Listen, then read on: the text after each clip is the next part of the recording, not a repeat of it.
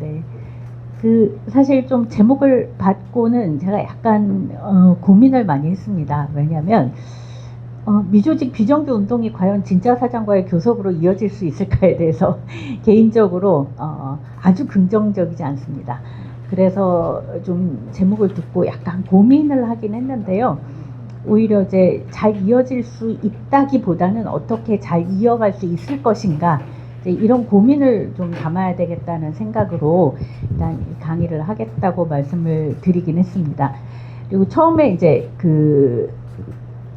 저에게 요청을 하셨을 때에는 원청과의 교섭으로 있다라고 제목을 주셨는데, 제가 원청이 아니라 진짜 사장으로 바꿔주십시오라고 요청을 드렸어요.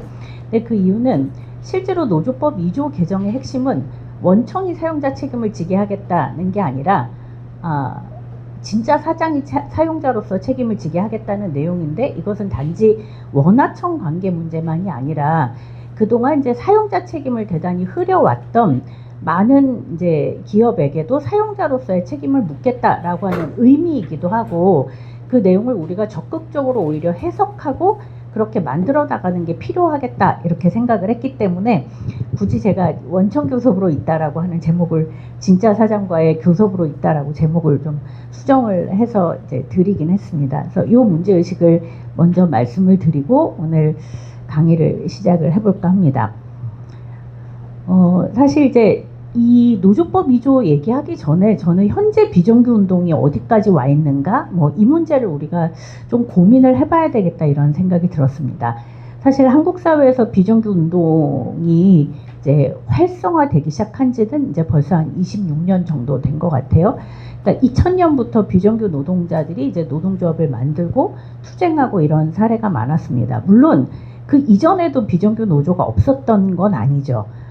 건설노조나 이런 분들은 워낙 이제 오래전부터 노동조합을 만들고 투쟁을 하시긴 했지만, 한국 사회에서 비정규직 문제가 있구나, 이 비정규직 문제를 해결해야 되는구나, 그리고 비정규직 노동자 스스로가 비정규직이라는 정체성을 가지고 투쟁을 해 나가야 되겠다, 이렇게 생각을 한 거는 아마도 이제 2000년 이후가 아닐까, 이런 생각이 듭니다. 근데 2000년 이후라고 하니까 굉장히 오래된데요. 지금 생각을 해보니까 한 26년 정도 된 것 같아요. 그래서 26년 동안 비정규 노동자들은 어떻게 투쟁을 해왔을까? 그리고 그 26년간의 투쟁을 통해서 실제로 어떻게 비정규 운동은 이제 확장돼 왔을까? 이제 이런 고민을 하게 됩니다.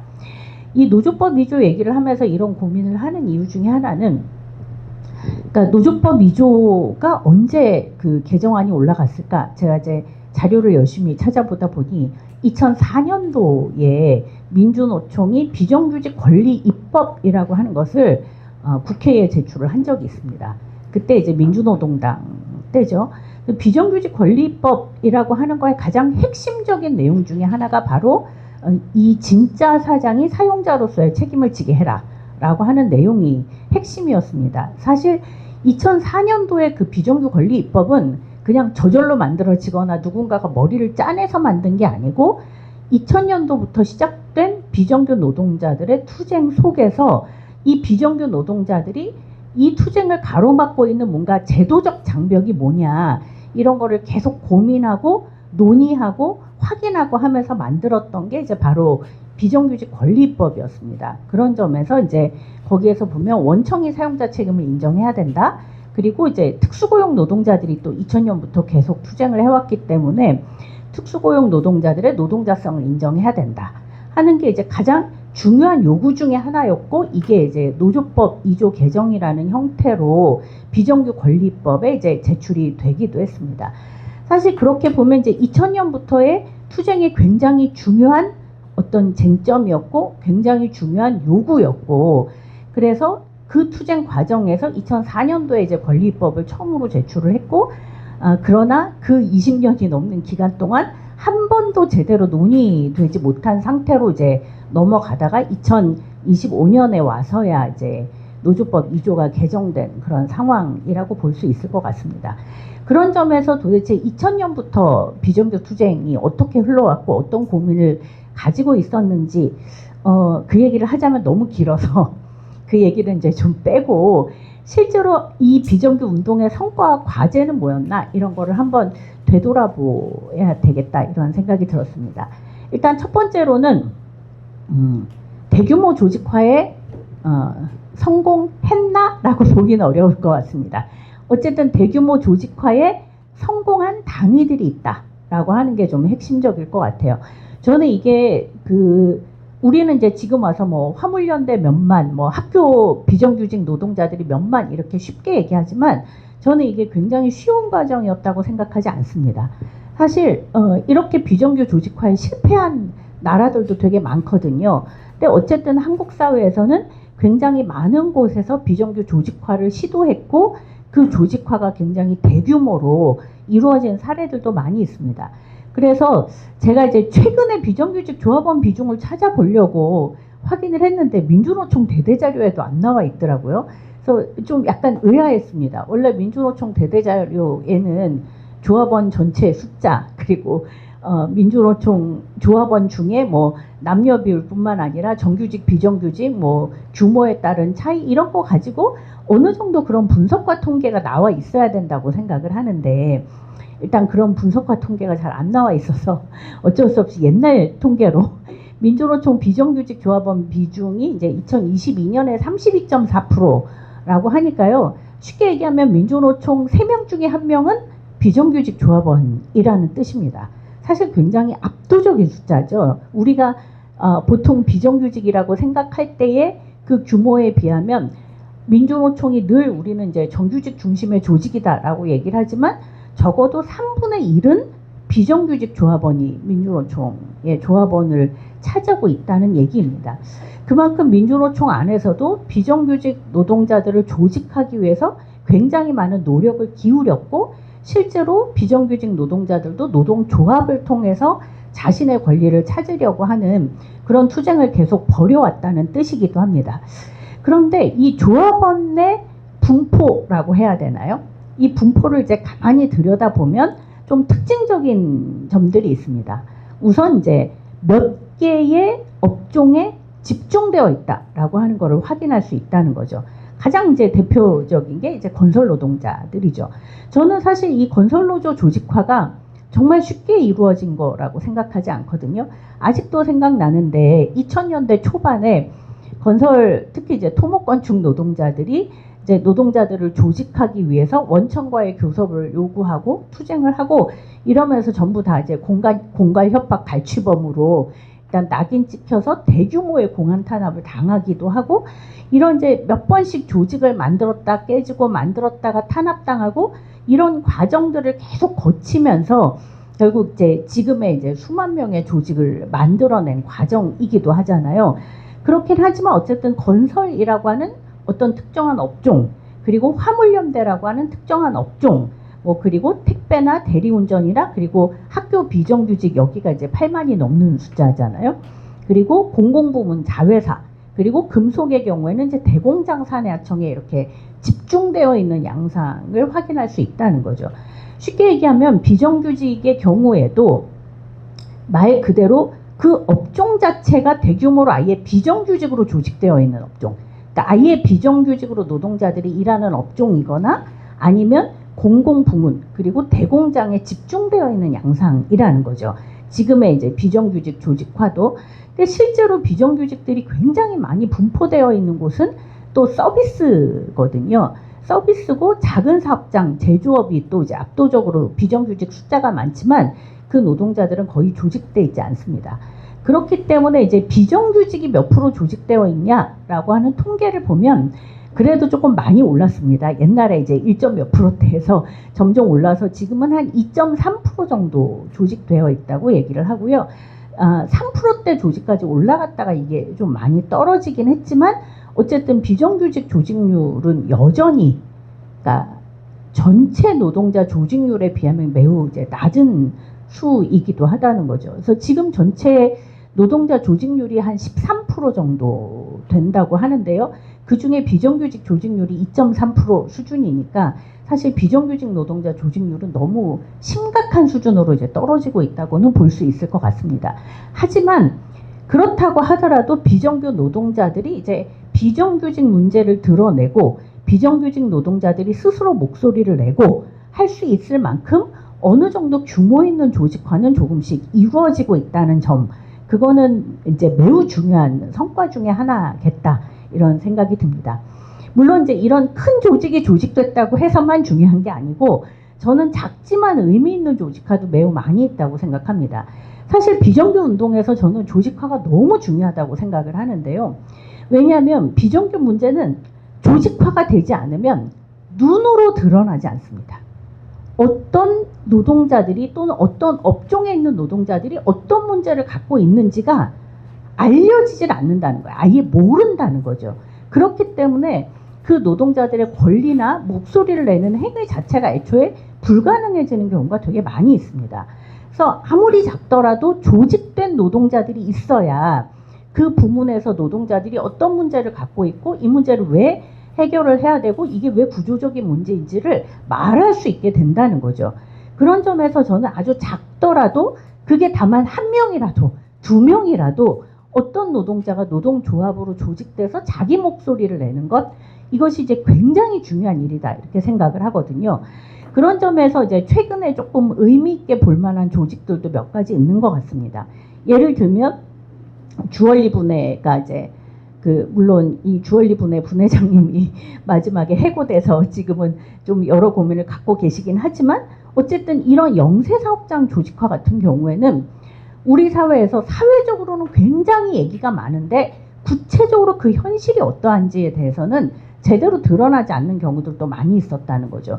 하지만 주얼리 분해에서 계속 조직하고 투쟁하면서 뭐 심지어는 아직도 이제 월급을 통장으로 쏘지 않고 월급 봉투에 담아서 준다든가, 왜 그러는지 우린 대충 짐작이 가잖아요. 이게 세금 포탈의 이제 한 방편인데 뭐 이런 걸로 준다든가, 노동자들이 아예 그 몸이 아프거나 하더라도 그 노동자가 빠지게 되면 완전히 업무 자체가 마비되니까 굉장히 아픈 몸을 이끌고 억지로 나와서 일을 해야 되는 현실이라든가, 그런 어떤 구체적인 현실들을 드러내기도 하고요. 또 최근에는 이제 타투 유니온이나 작가 노조 같은, 예전 같으면 이 노동자들이 노동조합을 만들 수 있어? 라고 이렇게 의문시했었을 만한 그런 프리랜서 노동자들의 조직이 또 요즘에는 계속 건설되고 있는 중이긴 하다는 거죠. 그리고 또 한편으로는 이제 이주 노동자들도 조직되고, 누구나 지회나 달고미 지부는 물론 조합원은 아닙니다. 누구나 지회는 조합원이지만 달고미 지회는 약간 준조합원 성격이죠. 그래서 아무튼 이런 것처럼 개별 조합원들, 그러니까 각자 다른 영역에서 일하지만 이 개별 조합원들을 조직하는 이런 조직들도 좀 만들어지고 있다는 점에서 우리 사회가 지금 비정규직 노동자들이 어디에서 어떻게 어떤 문제를 가지고 있는지를 좀 드러낼 수 있는 그런 영역의 문제들이 좀 확인이 되고 있는 측면에서도 의미가 있을 것 같다, 이런 생각이 듭니다. 또 이제 비정규직 운동을 들여다보면 일단 사회적인 과제로 많이 인식이 되고 있다는 거예요. 이 비정규직 문제는 비정규직 노동자만의 문제가 아니구나. 이거는 우리 사회 전체의 문제구나. 이런 인식이 확실히 점점 더 확장되고 있다, 이런 생각을 할 수 있을 것 같습니다. 특히 이제 정리해고 투쟁이 그런 문제의식을 가지고 사회적 연대가 굉장히 많이 있었잖아요. 쌍용자동차 투쟁이라든가 쌍용자동차 투쟁이라든가 콜트콜텍 투쟁이라든가 지금의 세종호텔 투쟁처럼 이렇게 정리해고에 맞서는 투쟁이 또 사회적으로 의미 있게 연대가 이루어지기도 하지만, 특히 비정규직 문제의 경우에는 그 비정규직 문제 한 사안이 아니라 이게 왜 사회적으로 문제인지를 많이 드러내고 목소리를 높일 수 있고 함께 많은 사람들이 연대하는 그런 투쟁으로 많이 발전해 왔습니다. 사실 이것은 그만큼 비정규직 문제가 이제는 특수한 어떤 사람들의 문제가 아니라 우리 사회 전체의 문제구나로 인식되는 과정이었다라는 거죠. 그리고 이 과정은 특히 이제 초창기 비정규 투쟁을 했던 분들이 자기의 문제를 해결하는 데 그치지 않고 이게 왜 사회의 문제인지, 이게 왜 전체의 과제인지를 좀 드러내고 싸우기 위해서 애를 썼던 그런 결과물이 아닐까, 이런 생각이 들었습니다. 저는 이제 아직도 생각이 나는 것 중에 하나가 이제 정부에서 2004년에 비정규법 개혁안을 이제 내놨죠. 비정규법 개혁안을 내놨을 때 그때 비정규 노조 대표자들이 그때 모여서 이제 회의를 한번 했습니다. 근데 그 비정규법 개혁안을 보면 이제 뭐 기간제를 완전히 이제 그 기간제는 그때 당시에는 3년 이렇게 지금은 2년 후에 정규직화이지만 이제 그때 당시에는 3년까지는 자유롭게 사용하게 하겠다라는 안을 정부가 처음 내놨었거든요. 그리고 파견법을 개혁하겠다 이런 안을 내놨었고 그래서 그때 비정규 대표자들이 모였어요. 비정규 대표자들이 모여서 고민합니다. 우리는 이미 이게 어떤 문제인지는 다 알고 근데 이게 계약이 된다고 해서 우리의 삶이 크게 달라지진 않겠지만 적어도 우리의 후배들 아니면 다른 노동자들이 이렇게 고통받는 일은 막아야 될 거 아니냐. 실제로 그런 논의들을 많이 했고 그 비정규 대표자들이 결의에 의해서 그때 당시 여당이었던 열린우리당을 점거농성을 하는 거죠.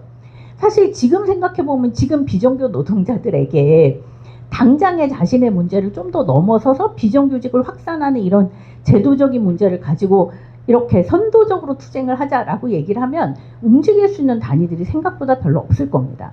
그런데 그때 당시만 해도 굉장히 많은 비정규 노조 대표자들이 자발적으로 모여서 이 문제에 대해서 논의하고 이 문제를 어떻게 돌파할 것인가를 고민하고 안 되면 우리가 끽소리라도 내야 된다. 이게 왜 문제인지라도 사회적으로 알려야 된다. 이런 얘기를 하면서 사실 열린우리당 점거농성에 들어가는 거거든요. 저는 그래서 이제 앞서서 투쟁했던 무수히 많은 비정규 노동자들이 자신의 문제를 자신의 문제로가 아니라 이게 어떻게 사회적인 문제인지를 드러내고 함께하기 위해서 매우 애를 써왔다고 생각을 합니다. 그래서 그것의 결과물로 굉장히 많은 사회적 연대가 또 함께 이어지기도 한 거죠. 그런데 저는 요즘에 이제 계속 고민이 듭니다. 산별연맹들이 요즘에는 비정규 투쟁에 연대하는 걸 굉장히 싫어하는구나 이런 느낌을 이제 솔직히 되게 많이 받습니다. 그러니까 어떤 비정규 투쟁이 계속 투쟁을 열심히 하다가 정말 도저히 안 풀리는 어떤 상황에 도달하면 그러면 그때서야 이제 그 연대를 호소하고 조직을 하고 그럴 것 같지 않습니까? 지금은 그렇지 않죠. 대부분의 산별연맹들은 아무리 노력을 해도 도저히 안 풀리는 것 같은 어떤 지점에 도달하면 모두가 국회로 달려갑니다. 국회에 가서 국회를 통해서 뭔가 압력을 행사할 수 있는가, 어떻게든 기업들을 압박할 수 있는가, 사실 이런 고민을 주로 합니다. 그래서 이 투쟁이 갖고 있는 사회적 의미가 무엇인가를 드러내고 이야기하는 것을 연맹들이 굉장히 꺼리는구나 이런 느낌을 받을 때가 많이 있어요. 한편으로는 이해가 안 가는 것도 아닙니다. 산별연맹의 많은 분들의 어떤 고민 속에는 이건 일반적으로 폄하하려고 해서가 아니라 우리 운동 자체가 이미 그렇게 조직되고 있다는 느낌이 들어서 그런 겁니다. 산별연맹의 많은 분들은 비정규 문제가 사회적으로 알려지고 이게 사회적으로 확산되면 해결하기가 점점 더 어려워진다고 생각합니다. 왜냐면 이거는 단위 사업장 문제일 때는 어떻게든 좀 힘을 써갖고 해결을 해볼 수 있는데 이게 사회적 문제가 돼버리면 자본도 더 이상 물러날 수 없는 어떤 위치에 처하게 된다고 생각을 하는 거예요.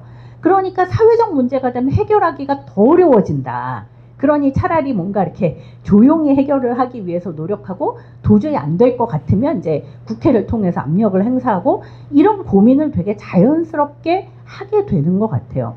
그런 점에서 지금은 이제 비정규직 투쟁이 사회적 과제로 인식이 되지만 여전히 민주노조 안에서는 이게 한 사업장의 문제를 해결해야 되는 것, 이 문제, 투쟁이 벌어지지 않도록 잘 정리하면 되는 문제, 이런 것으로 점점 더 인식되고 있는 게 아닐까, 이제 이런 게 참 고민이 들었습니다. 이 얘기는 이 비정규직 노동자들이 처해 있는 구조적인 문제에 대해서 이해하기보다는 일단 이 노동자들의 해고 문제, 이 노동자들의 임금 문제, 이 노동자들이 부딪히는 어떤 문제들을 어떻게 해결할 것인가 라고 하는, 현안을 어떻게 해결할 것인가 하는 문제에 되게 집중되고 있는 현재 운동의 모습을 반영하는 게 아닐까, 이제 이런 고민이 들었습니다.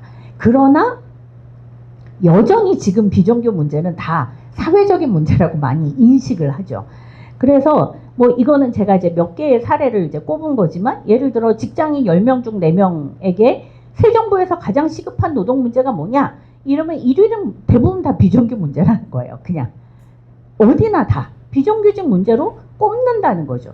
그만큼 비정규직 문제는 전체, 사회 전체가 해결해야 될 되게 커다란 문제고 이 문제는 보다 근본적으로 해결해야 될 문제다라는 인식을 다들 갖고 있다는 거예요. 다들 갖고 있는데 비정규 주체들은 또는 이 비정규 주체들의 투쟁을 함께하고 있는 연맹의 담당자들은 당장의 현안을 어떻게 해결할 것인가로 계속 이제 좀 고민이 좁혀지고 있는 그런 상황이 아닐까. 그래서 이런 부조화를 어떻게 해야 될 것인가가 사실 계속 고민이기도 합니다. 결국 이제 구조적인 문제에 대응하는 투쟁은 어디에서도 안 하고 있다, 지금은. 저는 사실 그런 생각이 드는데요. 예를 들어 비정규 운동 초기에 보면 개별 기업의 노동자들은 정규직 전환을 목표에 둔 투쟁을 많이 했죠. 그래서 왜 비정규직을 해고하냐, 정규직으로 전환해라. 물론 이게 이제 나중에는 일부는 불법 파견 투쟁으로 가면서 결국 이제 법제도적인 문제로 좁혀지긴 했지만 뭔가 비정규직이라는 이런 구조적 문제를 그대로 두고는 문제가 해결되지 않는다. 이런 고민을 매우 많이 해왔었다는 거죠. 그런데 지금은 사실 비정규직이라고 하는 이 구조적인 문제를 어떻게 해결할 것인가를 실제로 고민하는 사람은 별로 없습니다. 그래서 뭐 예를 들면 얼마 전에 이제 돌봄 분야에서 노정협의가 시작이 됐죠. 돌봄 분야 노정협의에 저는 이제 관심이 너무 많아서 돌봄 분야 노정협의가 어떻게 되고 있는지, 그 다음에 그 민주노총에서 어떤 요구안을 내고 있는지를 되게 꼼꼼하게 이제 살펴봤습니다. 사실 이 돌봄 분야 노정협의도 저는 매우 소중한 이제 그 가치가 있는 거라고 생각을 하는데, 저는 개인적으로 이 돌봄 분야 노정협의의 민주노총 요구안을 보면서 사실 엄청나게 실망을 했습니다. 왜 엄청나게 실망했냐? 물론 이 돌봄 분야 노정협의의 핵심은 처우 개선입니다. 처우 개선을 위한 노정협의라고 되어 있긴 해요. 그런데 모든 요구안이 다 그건 거예요. 임금을 어떻게 얼마나 올려야 되냐. 그 다음에 뭐 그 노동자들이 이렇게 이동할 때 그 이동하는 차비는 여기에다 포함시킬 거냐 안 시킬 거냐.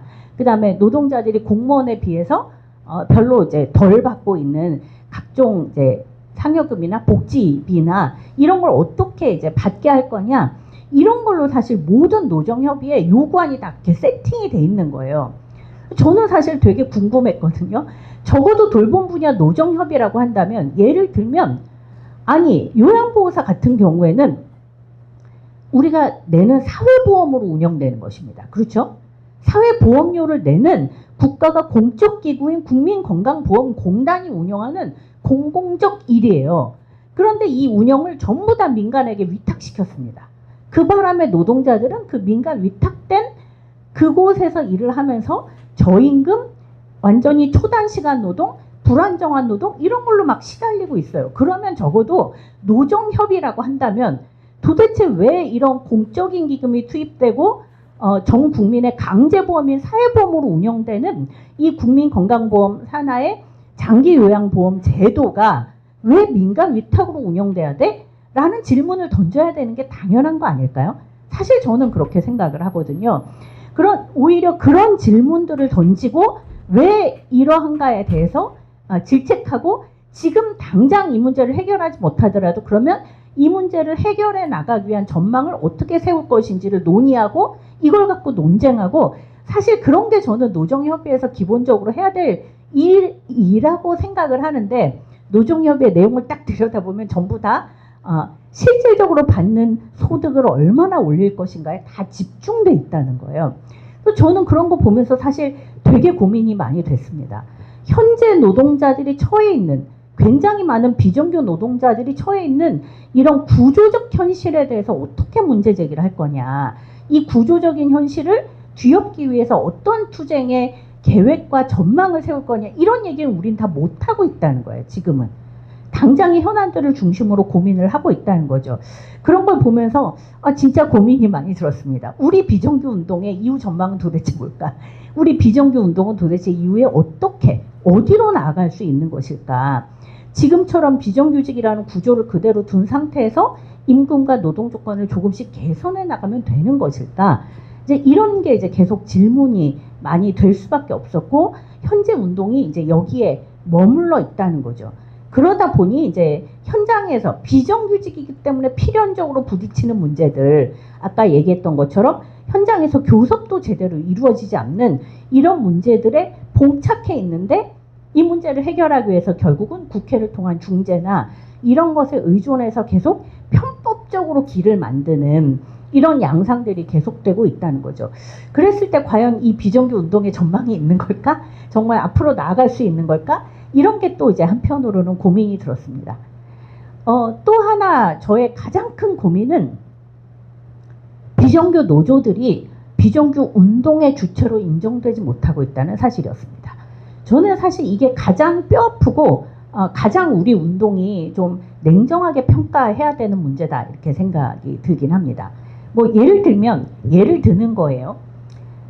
예전에 이제 지금도 특수고용 대책회의라는 게 있습니다. 이 특수고용 대책회의는 말 그대로 특수고용 노동자들이 모여서 하는 회의예요. 이 특수고용 대책회의는 2003년인가에 만들어졌습니다. 민주노총 서울본부에서 만들어졌고요. 애초에 이 특수고용 대책회의는 이 특수고용 노조들의 대표들이 모여서 하는 회의였습니다. 원래 회의의 성격 자체가. 그래서 특수고용 노조 대표들이 모여서 우리 이 문제를 어떻게 할 것인가를 같이 논의하고 같이 결정하고 같이 투쟁을 만드는 거였어요. 그래서 예를 들면 산재보험 적용, 특수고용 노동자 산재보험 적용 투쟁을 우리의 요구로 내걸까 말 거냐를 가지고 막 특수고용 대책회의 내에서 엄청나게 막 목소리 높이고 싸우고 투쟁하면서 산재보험 적용을 중요한 요구로 하자라고 결정하고, 그거를 가지고 정부와 교섭도 하고 실제로는 파업 투쟁도 조직을 했던, 그래서 이제 뭐 화물연대를 중심으로 다른 노조들이 같이 공동의 파업 투쟁을 벌이고 공동의 집회를 하면서 그런 투쟁을 만들어 나갔던 그런 역사적 경험들이 실제로 있습니다. 그런데 언제부턴가 그 특수고용 대책회의가 이제 민주노총 조직으로 쓰고 옮겨갔거든요. 민주노총 조직으로 옮겨갔는데, 이 민주노총 조직으로 옮겨가고 나서 어떻게 됐냐?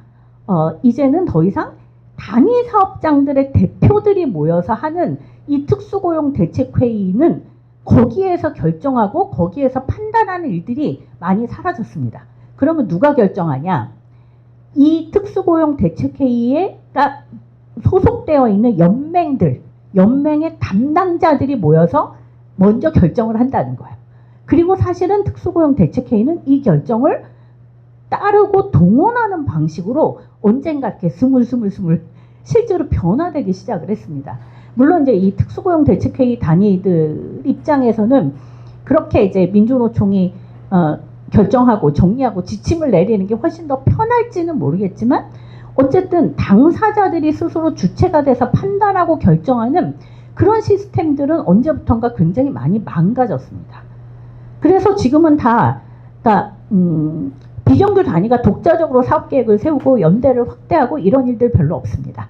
이거는 좀 약간 제가 이제 지나가는 얘기처럼 농담처럼 하는 얘기긴 한데, 이제 한 비정규 노조하고 저희가 이제 좀 중요한 여러 가지 이제 논의를 하면서 이런 걸 해보면 어떻겠냐, 이제 이런 제안을 하고 논의를 한 적이 있었어요.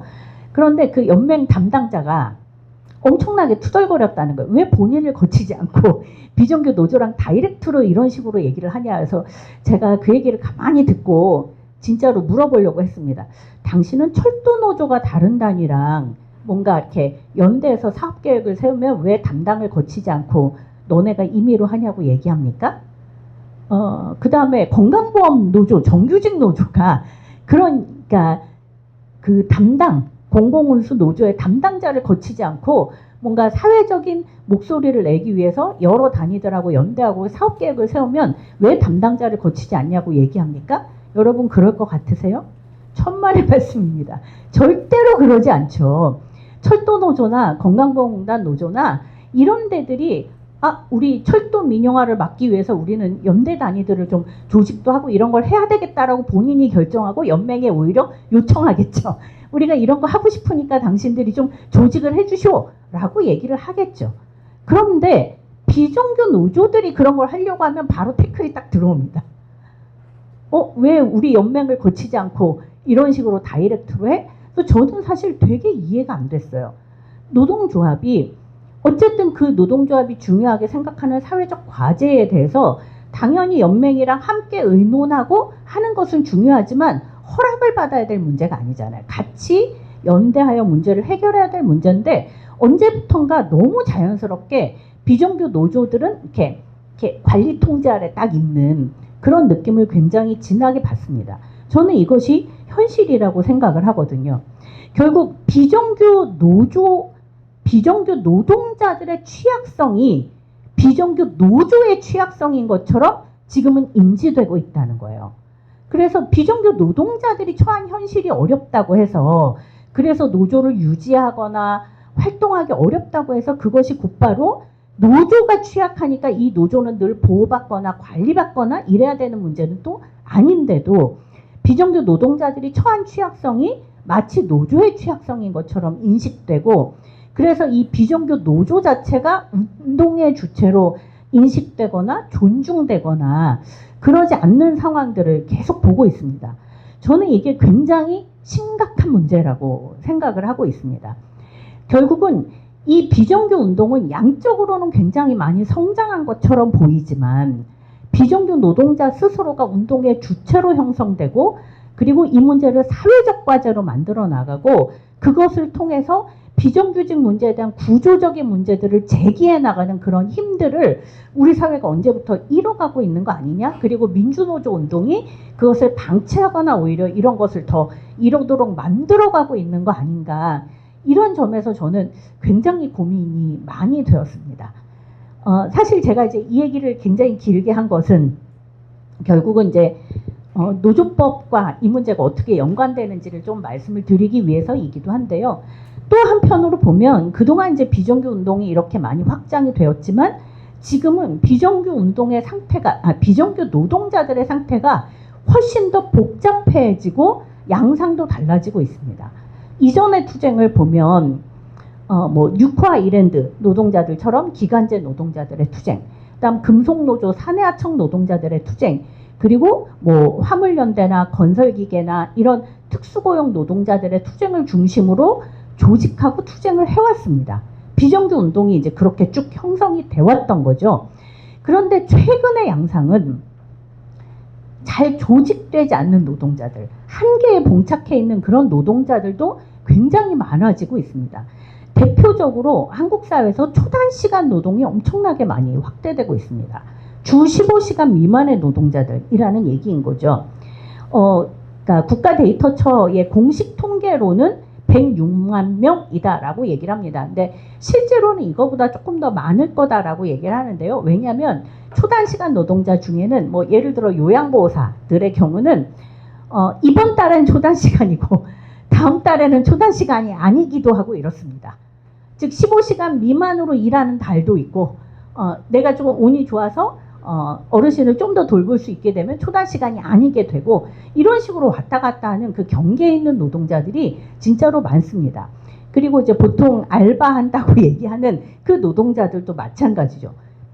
그 노동자들도 초단시간과 초단시간 아닌 것에 경계를 많이 왔다 갔다 하고 있긴 합니다. 그래서 실제로는 조금 더 인원이 많을 거라고 예상이 되지만 106만 명이고 10년 전에 무려 3.6배에 달한다고 이야기를 합니다. 물론 이때의 초단시간은 주로 공공부문에서 많이 확대되고 있습니다. 그래서 공공부문의 경우에는 뭐 이를테면 오페라 합창단이나 예술단이나 이런 노동자들이 예전에는 정규직이었던 노동자들이 이제는 다 초단시간 노동으로 일을 하게 되는 그런 양상들도 굉장히 많아지고 있죠. 즉 근로기준법에서 일부가 적용 제외되는 초단시간, 주 15시간 미만은 이제 근로기준법에서 엄청나게 많은 것들이 제외되고 있잖아요. 그런 노동자들이 대규모로 확산되고 있다. 이 점은 우리가 되게 주의 깊게 봐야 될 점이다. 이렇게 생각을 합니다. 실은 초단시간 못지않게 일용직들도 많이 늘어나고 있는데 그 일용직은 실제 일용직이어서가 아니라 상용직처럼 일을 하지만 계약은 일용직으로 하는, 예를 들면 쿠팡이 가장 대표적이죠. 쿠팡 일용직 노동자들의 경우에는 매일매일 출근을 해서 매일매일 근로계약서를 쓰는, 그러면서 쿠팡에서 한 6년, 7년 일하는 그런 노동자들도 실제로는 매우 많습니다. 그런 점에서 이렇게 노동자들이 일하는 단위, 시간, 일, 이런 것들을 쪼개는 일들이 굉장히 많아지고 있고 이게 앞으로도 매우 확산될 것으로 우려가 되고 있습니다. 이런 점들도 되게 중요한 문제 중에 하나죠. 또 하나는 특수고용 노동자는 사실 이전부터 매우 많았죠. 특수고용 노동자는 이전부터 매우 많았지만 보통 우리가 특수고용이라고 할 때는 한 기업 단위 안에 소속되어 있는 경우가 많습니다. 예를 들어 학습지 노동자들은 특수고용이지만 대부분 그 기업 안에 고용 형태를 달리하여 왜곡하여 일을 하고 있는 노동자들인 거잖아요. 그런데 이제 최근에 특수고용 노동자들이라고 하면 최근에 이제 특수고용 플랫폼 프리랜서라고 하면 그 한 기업에 전속성이 없는 노동자들도 실제로 매우 많습니다. 라이더 같은 경우에도 하나의 앱을 켜놓고 일을 하는 게 아니라 여러 개 앱을 켜놓고 일을 하고 대리기사들도 마찬가지이기도 하고 최근에는 이제 프리랜서도 굉장히 많이 확산되고 있는 추세이기도 하죠. 그래서 이게 이제 국가데이터처의 통계로만 비임금 근로자가 655만 명에 달한다고 얘기를 합니다. 사실 어마어마한 숫자죠. 그러니까 말이 너무 웃기는 얘기잖아요. 근로자는 근로자인데 임금을 받지 않는 근로자라는 거잖아요. 그러니까 비임금 근로자, 즉 그 3.3 세금을 떼고 도급 금액이라고 얘기를 하기도 하고 용역비라고도 붙이기도 하는 임금을 받지 않는 이런 노동자들이 전체 취업자 중에 무려 22.6%를 차지할 정도로 굉장히 심각하게 많아지고 있다는 거고요. 제가 최근에 얼마 전에 너무 황당한 얘기를 들었는데 그 왜 이제 대표적인 플랫폼인 뭐 카카오나 네이버 같은 데에서 일을 했던 사람들은 거기도 경쟁이 엄청나게 치열하기 때문에 거기에서 밀려나는 사람들이거나 떨어져 나오거나 또는 일부러 나오는 사람들도 많이 있는데요. 그 사람들이 모여갖고 맨날 고민한답니다. 이번엔 어떤 플랫폼을 만들어 볼까? 근데 이때 어떤 플랫폼을 만들어 볼까라고 할 때 그 플랫폼이 대부분은 다 옛날로 치자면 직업 속에서 같은 예를 들면 인적 용역을 중심으로 하는 플랫폼들을 만든다는 거예요. 그래서 그런 플랫폼들이 최근에는 이제 대규모로 늘어나고 있죠. 대표적으로 예전에 그 번역가 이런 사람들은 개인 프리랜서에 가까웠지만 지금은 플랫폼에 훨씬 더 종속된 형태로 일을 합니다. 만화가도 예전에는 되게 자유직업인 줄 알았지만 지금은 사실 웹툰 작가들은 플랫폼에 되게 종속돼서 일을 하잖아요. 이런 식으로 노동자들이 그 고용 형태가 달라지고 그러면서도 노동자성은 인정받지 못하는 그런 노동자들이 늘어나고 있습니다. 또 한편으로는 이주 노동자는 이제 국가데이터처의 공식 통계로도 110만 9천 명이 넘어서는 그런 규모에 있습니다. 즉 한국 사회에서 그동안 비정규 노동자들이 특수고용, 기간제, 사내하청 문제를 계속 드러내고 이것을 변화시키기 위해서 계속 애를 써왔지만 이제는 그것을 넘어서서 조직화의 사각지대에 있는 그래서 그 노동자들이 도대체 어떤 형태로 어떻게 일하고 있는지도 제대로 밝혀지지 않는 그런 노동자들이 대규모로 확대되고 있다는 것이고 그럼 이 문제를 어떻게 해결할 것인가가 또 우리 운동에서는 매우 중요한 과제일 수밖에 없겠다 이런 생각이 듭니다.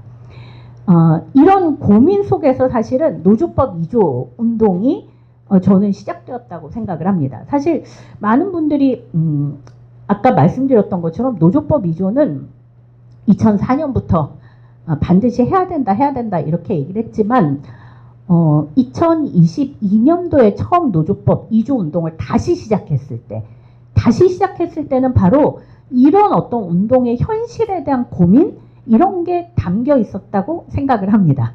왜냐? 처음 제안을 제가 했기 때문에 그렇습니다. 처음에 노조법 2조 운동을 2, 3조 개정 운동을 본격적으로 하자라고 2022년도에 처음 제안했을 때 진짜로 이런 고민들이 많이 담겨 있었습니다. 처음에 2022년도에 이제 이 운동을 다시 시작해보자라고 제안을 하게 된 이유는 거통고 조선하청 지회의 투쟁 때문이었어요. 거통고 조선하청 지회 동지들이 조선소의 위기 상황에서 상여금이 다 삭감이 됐죠. 임금이 대폭 삭감이 됐습니다. 대부분은 다 쫓겨났어요. 일부 남은 노동자들도 계속 임금 삭감을 경험을 했습니다. 그리고 이제 다시 조선소가 화랑이 시작이 되었습니다. 조선소가 화랑이 시작되었는데 빼앗긴 임금을 돌려내지 않는 거죠. 그러니까 니네 왜 그러냐? 이거 돌려내라 라고 요구를 하면서 노동자들이 조직되고 투쟁을 하기 시작을 합니다. 사실 어떻게 보면 매우 상식적인 투쟁이잖아요. 사실 한국 사회에서 이런 이렇게 경기의 부침들은 굉장히 많이 있는데 위기 상황에서 노동자들은 진짜로 많이 빼앗기고 비정규직이 되고 쫓겨납니다. 실제로 그렇죠.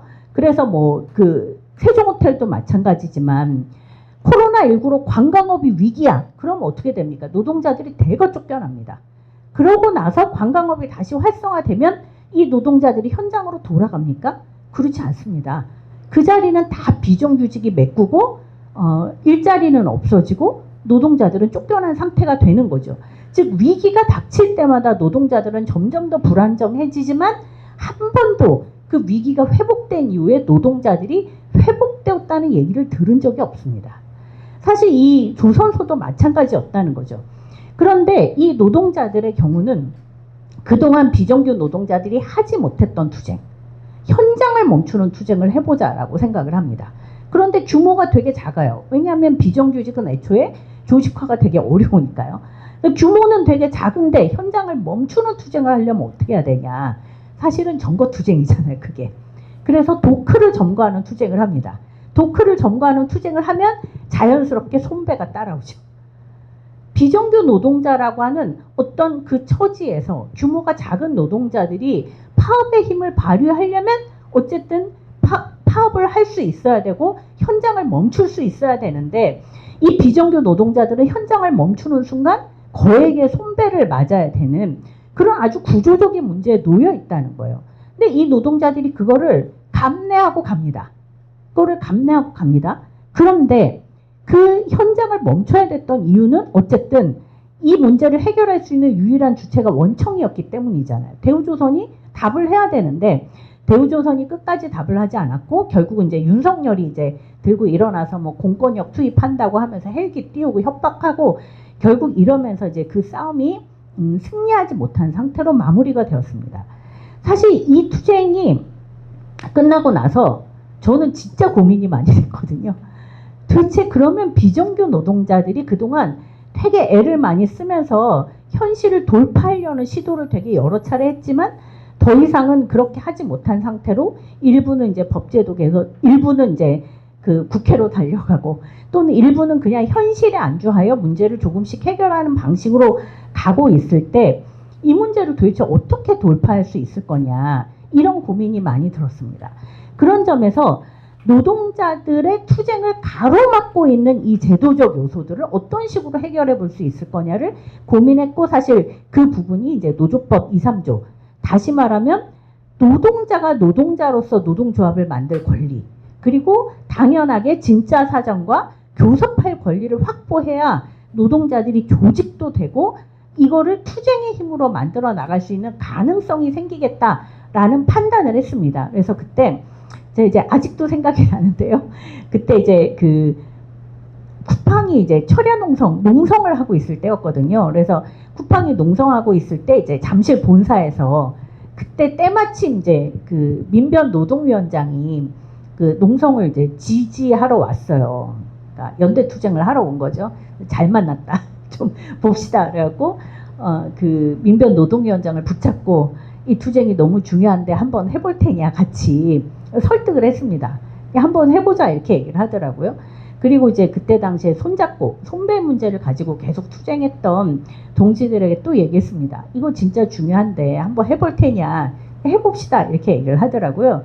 그래서 셋이서 일단 작당 모의를 해가지고 민주노총 위원장을 만났습니다.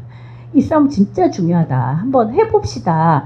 라고 얘기를 해서 이제 그때 이제 위원장이 그러면 한번 해봅시다. 라고 이제 결의를 했고 그래서 결국 노조법 2, 3조 개정 운동본부를 만들 수 있었습니다.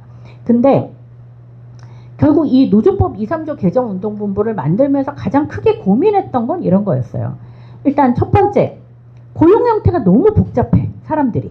근데 고용 형태가 너무 복잡하니까 다들 내 고용 형태에 맞는 이 권리를 어떤 식으로 확보할 거냐를 계속 고민한다는 거예요.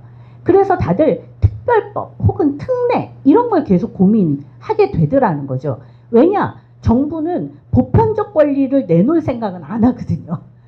보편적으로 모든 노동자들에게 해당하는 권리를 내놓을 생각은 안 하니까 자꾸 특별법 방식이나 특례 방식이 됩니다. 그래서 대표적으로 가사노동자 특별법 이런 거 이제 막 만드는 거잖아요. 그래서 가사노동자 특별법을 만들어서 가사노동자에게 근로기준법을 적용하는 법입니다. 가사노동자 특별법은. 근데 되게 웃기는 법이에요, 이 법은. 왜냐하면 근로기준법에 가사노동자는 제외한다는 조항이 있거든요. 그 조항을 없애면 돼요. 가사노동자는 제외한다는 조항을 없애면 굳이 특별법을 만들지 않아도 됩니다. 당연하잖아요. 근로기준법에 안 된다라고 되어 있는 거 없애면 되는데. 그런데 그 조항은 그대로 둔 상태로 가사노동자 특별법은 어떻게 만들어졌냐면 정부가 인증한 업체에서 일하는 노동자는 근로기준법을 적용한다. 이렇게 만드는 거예요. 즉, 그 가사노동자는 적용을 제외한다는 조항은 그대로 둔 상태로 그 중에서도 정부가 인증한 업체에서 일을 하면 인정해 줄게. 대신에 이 정부가 인정한 이 업체에는 우리가 4대 보험료라든가 이런 거 정부가 엄청 지원해 줄게. 이게 특별법의 내용이라는 거예요. 진짜 웃기는 법 아닙니까? 생각해보면 어떻게 이런 법이 존재하지? 라고 생각할 만큼 되게 웃기는 법입니다. 그런데 사실 그때 당시에 여성노조나 이런 데가 엄청 열심히 싸웠어요. 그런데 사실 힘이 딸려서 어쩔 수 없이 이제 울면서 받을 수밖에 없었던 그런 상태였던 거죠. 그만큼 이제 우리 사회 전체가 권리를 보편화하는 데에 힘을 쏟지 못했기 때문이기도 합니다. 그래서 이제 그런 고민을 한 거죠. 어떻게 노동자의 권리를 보편화할 거냐. 즉 어떤 특례나 특별법 방식으로가 아니라 뭐 플랫폼 노동자 특별법, 뭐 특수고용 특별법 이런 게 아니라 모든 노동자는 이런 권리를 가지고 있어 라고 하는 거 방식으로 어떻게 권리를 보편화해야 되는가에 대한 고민이었고, 그래서 노조법의 정의조항을 개정하는 것으로 가야 한다라고 생각을 했던 거죠. 그래서 노조법은 모든 노동자에게 해당하고 이 노조법의 정의조항으로 그 모든 노동자의 범위를 좁히지 않도록 해야 된다.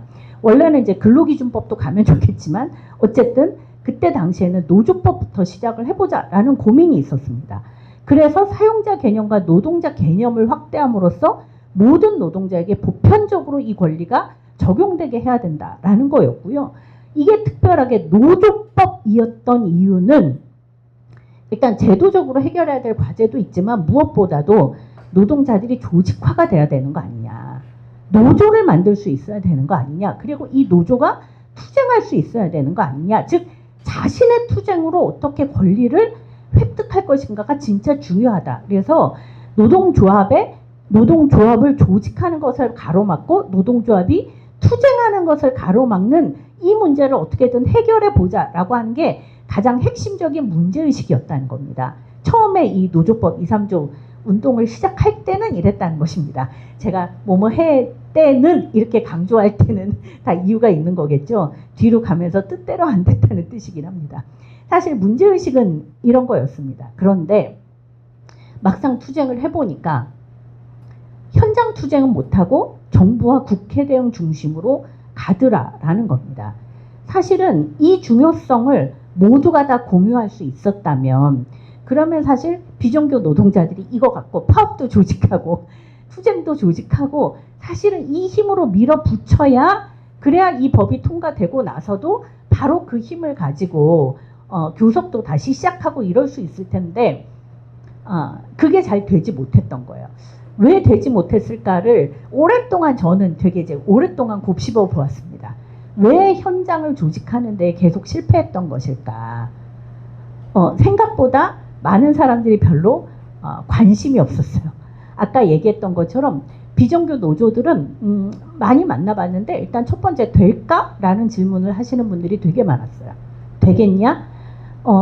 2004년부터 20년 넘도록 얘기했는데 안 된 게 그렇게 쉽게 되겠냐? 뭐 이런 문제의식도 있었고, 또 하나는 어떤 방식으로든 이미 비정규 노조들은 다 노조 활동을 하고 있었어요. 그게 이제 산별노조 산하에 들어가 있든 뭐 아니면 편법으로 노조 설립 신고 필증을 받든 대부분 다 노조 활동을 하고 있었고, 대규모 노조들은 이미 다 다양한 방식으로 투쟁을 하면서 권리를 찾고 있었고, 다만 이제 작은 노조들 이런 데들은 이 제한에 걸려서 하고 있지 못했지만 여전히 힘을 갖지 못하는 그런 상태였다는 거죠. 즉 말 그대로 이 노조법이 절실한 노동자들, 아직 조직되지 않은 노동자들, 조직됐지만 한계에 부딪힌 노동자들은 또 이 싸움을 열심히 하기 어려운 조건이었고, 이미 다른 방식으로 노조할 권리를 획득한 노조들은 별로 관심을 갖고 있지 않은 그런 상태이기도 했습니다. 그러다 보니 이제 현장 투쟁을 제대로 못한 상태로 국회 대응 중심이 돼버렸죠. 그래도 부분적으로라도 파업을 조직한 단위들이 있습니다. 대표적으로 현대제철 비정규직회 같은 경우는 확대 간부 파업을 조직하고 조합원들을 설득해서 같이 올려서 집회도 하고, 그리고 택배노조 같은 경우에도 내부를 설득하고 조직해서 파업도 하고, 실제로 이렇게 투쟁을 조직한 단위가 있었고, 저는 어떻게 보면 이 단위들의 힘으로 끌고 온 것이다라고 개인적으로는 생각하고 있습니다.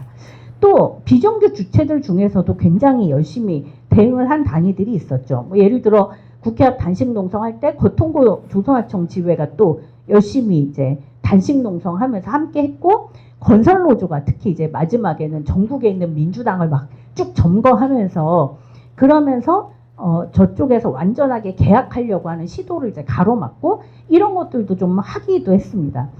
그래서 결국은 초창기에는 어쨌든 어렵지만 비정규 단위들이 파업도 조직을 하기도 하고, 주체들이 대응을 하면서 투쟁을 어쨌든 굉장히 이렇게 흐름을 쭉 이렇게 밀고 나올 수 있었다는 거죠. 그런데 2004년 딱 되고, 그러니까 처음에 법안이 통과되고, 그 다음에 그 거부권이 행사되고, 그리고 나서 아무튼 그 다음부터는 대중적인 힘을 제대로 조직하지 못하는 상태가 됩니다. 왜냐?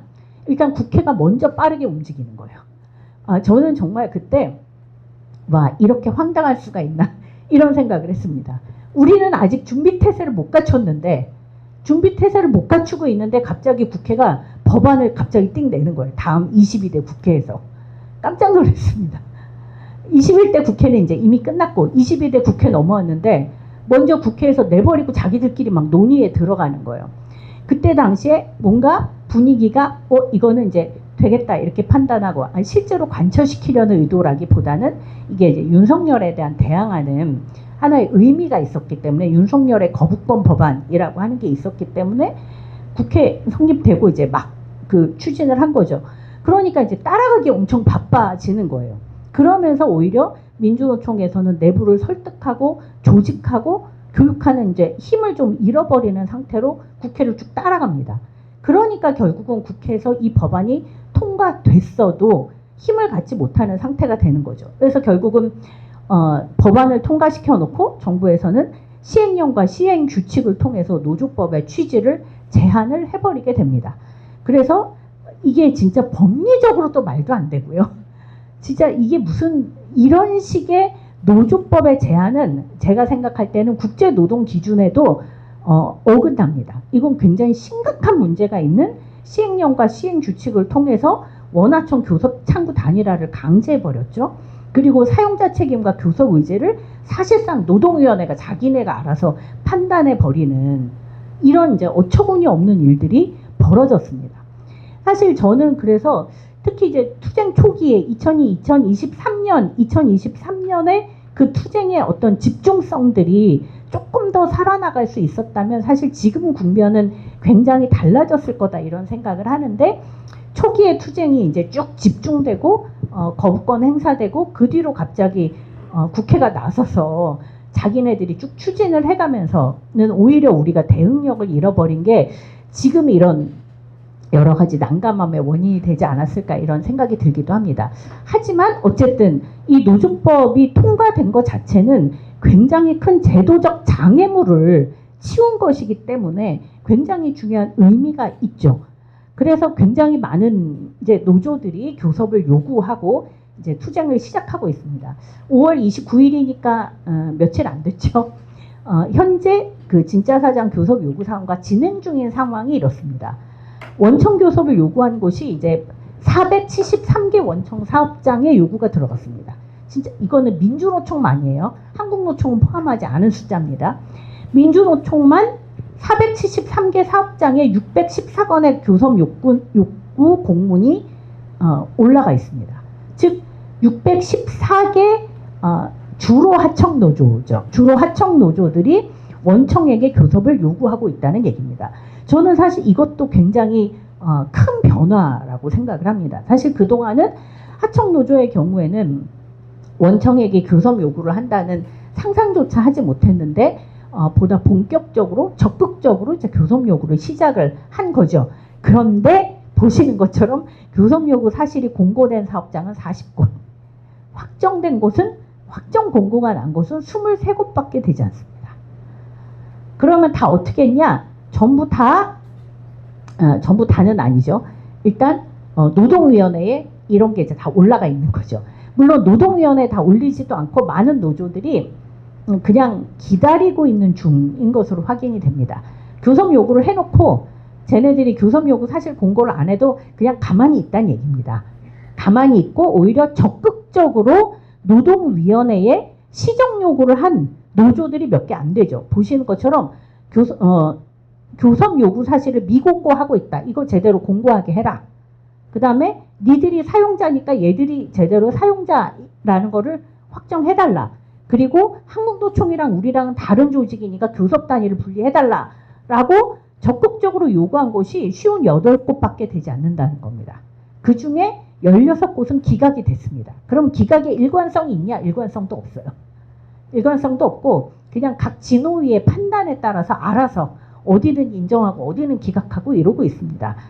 물론 이제 이게 나중에 중앙노동위원회로 다 집중이 되면 중앙노동위원회에서 일정하게 자기네 기준을 만들겠죠.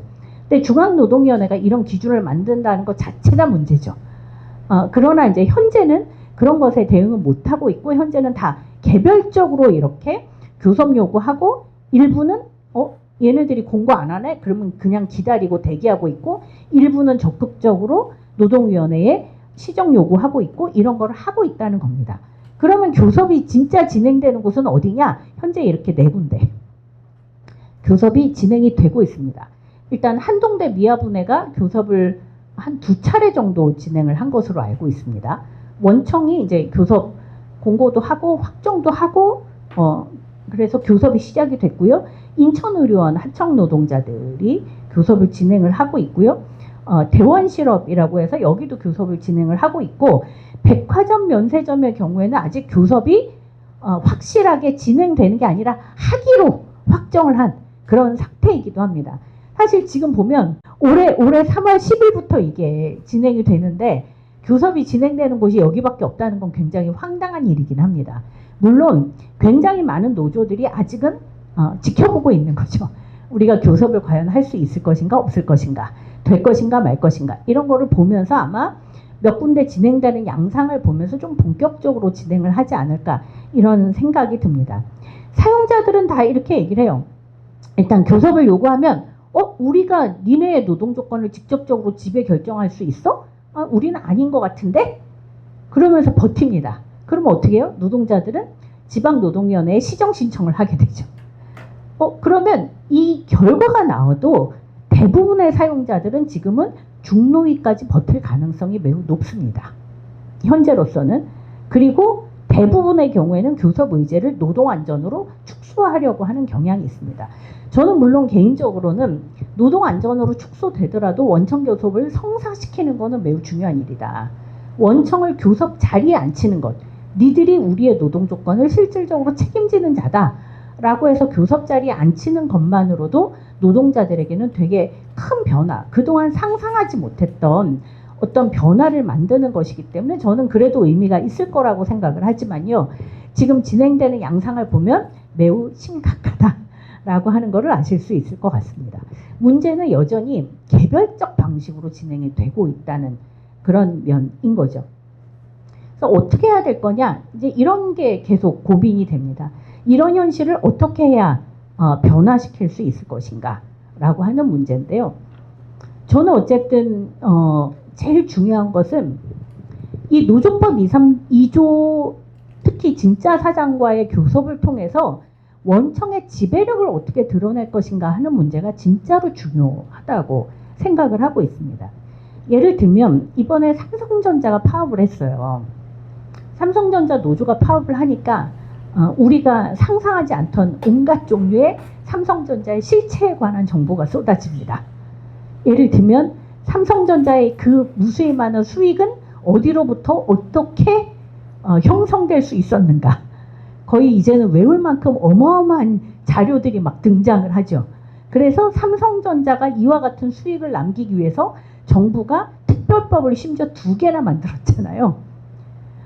특별법을 2개나 만들어서 어떻게 어마어마하게 세금을 퍼주었는가.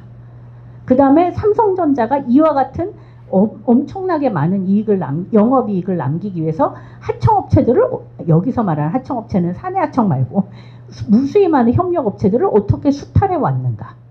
그리고 삼성전자의 이 수없이 많은 영업이익을 위해서 그 속에 있는 하청 노동자들은 어떻게 일을 해왔는가. 이런 실태가 지금은 사실 어마어마하게 많이 폭로가 되고 있습니다. 그러면서 삼성전자의 이익은 삼성전자의 것이 아니었구나 라는 얘기들을 이제 매우 많이 하죠. 물론 이것도 이제 세금을 많이 퍼준 것도 모자라서 전체 송전선로의 몇 프로를 이제 정부가 부담을 했고, 그 다음에 모자란 물을 공급하기 위해서 결국은 농민들이 농업용수가 없어서 어떻게 고통을 겪어야 됐는지, 초고압 송전선로를 건설하기 위해서 농민들은 또 어떻게 쫓겨나야 됐는지, 이런 사실들도 이제 막 드러납니다. 다시 말하면 하나의 자본의 이윤이 형성되기 위해서 사내하청 노동자, 협력업체 노동자, 그리고 무수히 많은 정부의 상상을 초월하는 세금, 그리고 무수히 많은 협력업체 노동자들의 고통, 농민들의 고통, 이런 것들이 있을 수밖에 없었는가가 저는 지금 막 드러나고 있다고 생각을 하거든요. 다시 말하면 원청의 지배력이라고 하는 것은 결국은 이 원청이, 이 재벌 대기업들이 또는 이 기업들이 자신의 이윤을 획득하기 위해서 얼마나 많은 사람들로부터 착취를 해왔는지, 얼마나 많은 또 협력업체들이나 그런 노동자들을 수탈해 왔는지, 이런 거를 끊임없이 드러내는 길이라고 생각을 하거든요. 그런 점에서 노동자들이 어떻게 정보와 자료를 확보하고 이것을 드러내고 이것을 폭로하는가, 그러면서 끊임없이 자본의 이윤이 어디에서 형성되는가를 어떻게 드러내는가, 이거는 매우 중요한 일이라고 생각을 합니다. 단지 우리 임금과 노동 조건이 너무 낮으니까, 그러니까 이거를 올려줘 라는 청원이 아니라 결국 너희들이 우리를 어떻게 착취하고 수탈해 왔는가를 끊임없이 드러내는 그런 과정이었으면 좋겠다. 그런 거를 위해서라도 일상적으로 어떻게 정책망을 가동하고 정보와 자료를 확보하기 위해서 좀 노력하고 애쓰는 그런 노동조합의 어떤 시스템을 좀 재구축하면서 이런 걸 어떻게 확보하고 드러내고 폭로할 것인가를 좀 고민하는 과정이었으면 좋겠다는 게 이제 하나입니다. 왜냐하면 그동안 하청 노동자들은 원청과의 관계에서 이런 문제들을 드러내거나 폭로하는 생각을 별로 해보지 못했어요. 그리고 예를 들면 특수고용 노동자나 플랫폼도 마찬가지인데요. 플랫폼 노동자는 우리가 너무 힘들어, 우리 임금이 너무 작아, 이런 문제가 중요한 게 아니라 플랫폼은 도대체 어떻게 이윤을 창출하고 있는가, 그들은 도대체 어떻게 우리를 착취하고 있는가, 그들이 이윤을 만드는 시스템은 도대체 무엇인가, 이런 것에 대해서 질문을 던지고 분석하고 그 자본의 이윤을 폭로하는 그런 과정들이 지금은 너무나 중요한 일인 것 같다, 이런 생각이 들기도 합니다. 그런 점에서 이런 원청, 플랫폼 대자본 이런 것의 지배력을 드러내는 그들의 이윤의 비밀을 폭로해 나가는 이런 과정들을 함께 만들어 나가야 노동자들도 단지 내 임금과 노동 조건을 높이기 위해서가 아니라 바로 그 자본에게 책임을 묻기 위해서 어떻게 싸울 것인가를 고민하게 되고, 그 책임과 연관되어 있는 무수히 많은 노동자들과 어떻게 함께 연대할 것인지를 고민하게 된다. 이런 점들을 우리가 함께 얘기했으면 좋겠다, 이런 생각이 듭니다. 두 번째는 이제 현장을 멈추는 투쟁을 조직을 해야 되는데, 왜냐하면 다 아시겠지만, 여기 다 노조활동 해보신 분들 아시겠지만, 교섭 자리에 앉게 되었다고 교섭이 성사되는 법은 없잖아요. 이거는 그냥 교섭 자리에 앉게 된다. 물론 교섭 자리에 앉는데도 온갖 허들을 만들어놨죠, 이 법이. 그런데 교섭 자리에 앉는다고 해서 교섭이 되는 게 아니잖아요. 그것을 가능하게 하는 사실 현장 투쟁의 힘이 중요한 거죠. 그런 점에서 저는 이것을 어떻게 조직하는 계기로 삼을 수 있을 것인가, 현장 노동자들을 어떻게 조직할 것인가에 대한 고민을 좀 해 나가야 된다고 생각합니다. 사실 이제 동이오토 같은 데가 최근에 이제 조직을 막 시작을 했죠. 사실 동이오토는 기아 자동차의 모닝 이런 걸 만드는, 모닝 레이 이런 걸 만드는 회사죠. 소위 말하는 생산 전문 회사입니다. 기아 자동차, 솔직히 말하면 기아 자동차 서산 공장이지만 동이오토라고 하는 독자적인 이름을 가진 별도의 하청업체인 셈인 거죠. 생산을 전문으로 하는. 그리고 동이오토 노동자들은 이 동이오토라는 하청업체의 또 하청 노동자들입니다. 그러니까 기아의 입장에서 보면 이중 하청 노동자인 셈인 거죠. 이 동이오토 노동자들이 2003년도에 노동조합을 만듭니다. 노동조합 만들었다가 이제 엄청나게 깨집니다. 그리고 나서 2008년도에 다시, 그러니까 모닝이 그때 당시에 이제 경차로 인정이 되면서 어마어마하게 팔립니다. 돈을 엄청나게 많이 버는 거죠. 이때 노동자들이 열이 받아서 우리가 이대로 살 수 없지 않냐, 또 다시 노조가 일어섭니다. 노조가 일어섰는데 막 무지하게 탄압을 해서 두 번째로 또 깨집니다. 그래도 노조가 도저히 안 되겠다. 다시 해고자들이 뭉쳐서 싸워서 2009년 양재동 본사 앞에서 싸우면서 결국은 노조가 투쟁을 통해서 현장으로 복귀합니다.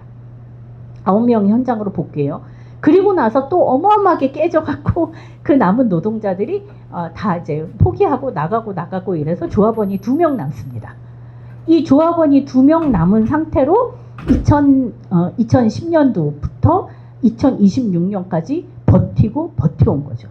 그리고 지금 그 노동자들이 노조 조직화를 다시 시작을 했습니다.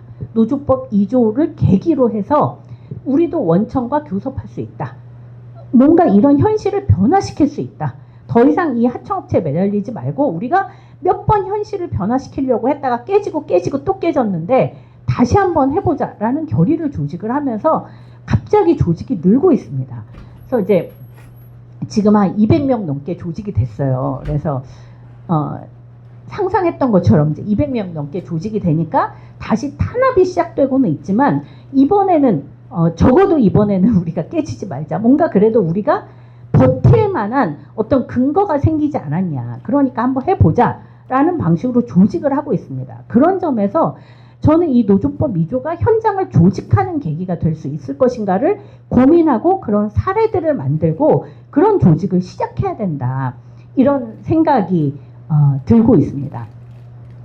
사실 결국은 이 버티는 사용자들을 어떻게 강제할 것인가에 관한 문제인데요. 저는 이제 굉장히 고민이 됩니다. 아까 제가 이제 보여드린 그 5월 29일 모은 자료는 당연히 민주노총이 모았겠죠. 왜냐하면 민주노총은 지금 노조법 2조를 매우 중요한 이제 투쟁으로 두고 있고 7월에 총파업을 하겠다고 선언을 하고 있기 때문에 열심히 지금 노조법 2조 투쟁하는 단위들을 열심히 모으고 있습니다. 그런데 결국 핵심은 그거잖아요. 개별 사업장들이 알아서 하면 다 깨진다. 알아서 할 수 있는 문제가 아니라 결국 어떻게 힘을 모을 것인가인데 결국 두 가지 문제죠. 타겟을 어떻게 명확하게 할 거냐라는 거죠. 결국은 의미 있는 샘플들을 만들어 나가면서 다른 단위들이 저렇게 한번 치고 나가 볼 수 있겠구나를 판단하게 만드는 문제이겠죠. 대표적으로 공공부문의 경우는 지금 그러니까 공공부문의 많은 부분에서는 이미 이제 뭐 교섭권을 인정받고 있고 그러기도 한데요. 이런 공공부문 핵심 단위들을 집중해가면서 여기에서 정부의 실질적인 사용자 책임을 물으면서 어떻게 여기서 실질적인 성과를 남길 것인가 매우 중요한 문제라고 생각을 합니다. 그래서 타겟을 명확하게 하고 이 타겟에 반드시 승리할 수 있도록 좀 집중하고 연대하고 지원하는 그런 과정들이 필요한 거죠. 그러려면 투쟁을 준비할 수 있는 단위가 어디인지를 오히려 꼼꼼하게 살피고 거기에 어떻게 민주노조 운동이 좀 화력을 집중할 수 있을 것인가에 대한 그런 고민들도 좀 필요하다고 생각을 합니다.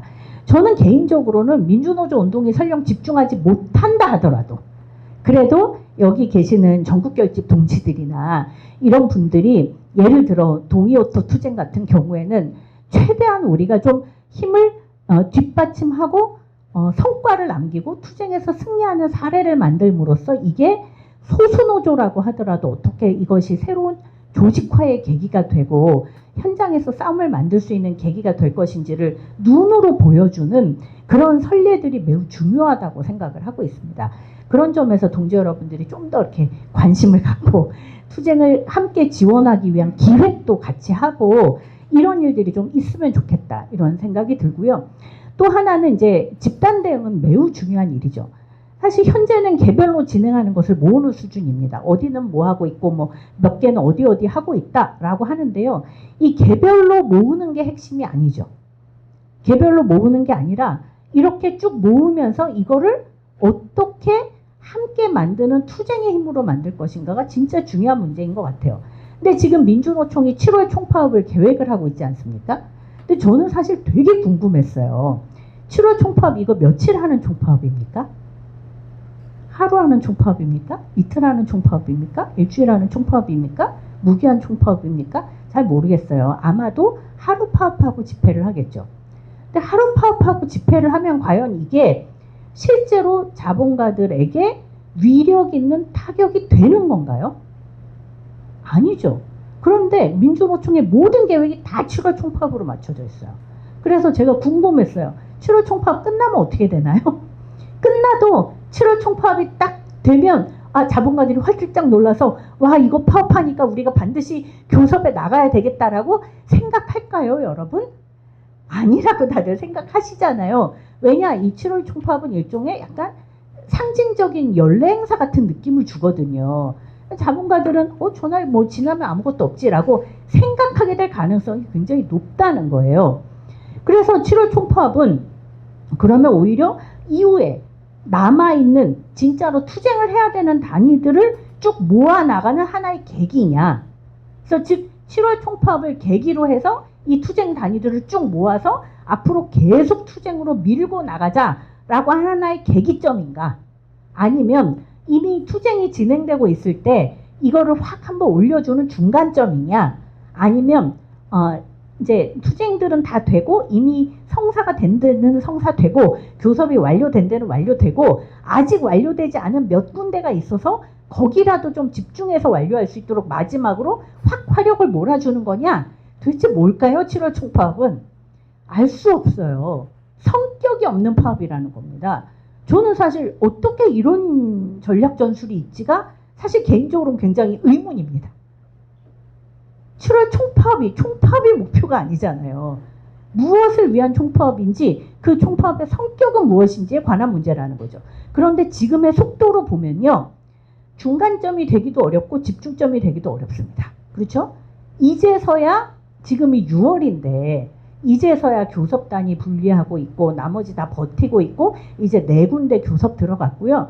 아까 말씀드렸던 것처럼 적어도 중노위는 가야 중노에서 판단이 내려야 적어도 시기도 일정하게 확인이 되고 어떤 단위들이 어떻게 투쟁할 수 있겠다라고 하는 게 판단되는 시점이 딱 그 시점쯤일 거라는 거예요.